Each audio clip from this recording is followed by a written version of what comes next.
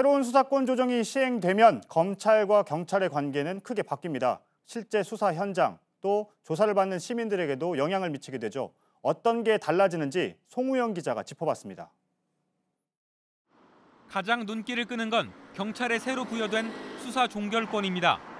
그동안에는 경찰이 수사를 하다 혐의가 없다고 판단을 내려도 무조건 검찰로 넘겨야 했습니다. 그런데 이젠 경찰 자체 판단으로 사건을 마무리할 수 있게 됩니다. 혐의가 없는데도 경찰과 검찰에서 이중조사를 받거나 검찰의 최종 불기소 결정이 나올 때까지 고통받는 사례가 많이 줄어들 전망입니다. 검사는 경찰의 수사 종결 이후 90일간 사건을 검토하고 문제가 있으면 재수사를 요청할 수 있습니다. 하지만 검찰은 현실적으로 경찰이 수사를 제대로 못하는 상황이 오면 이를 바로잡기 힘들어진다며 반대해왔습니다. 또 검찰이 피의자를 조사하고 남긴 신문 조서의 효력도 상당히 줄어들게 됩니다. 그동안은 피의자가 검사 앞에서 혐의를 인정하고 이를 조서에 기록하면 나중에 재판에서 부인하더라도 소용이 없었습니다.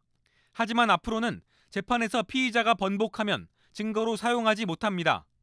수사 현장에선 검찰의 피의자 신문 조서도 경찰의 조서와 같은 정도로 격화되는 효과가 있을 거라는 전망이 나옵니다. 검찰의 직접 수사 범위도 부패나 경제범죄, 공직자 관련 범죄와 선거 방위사업 범죄, 대형 참사 등 중요 범죄로 한정됩니다. JTBC 송우영입니다.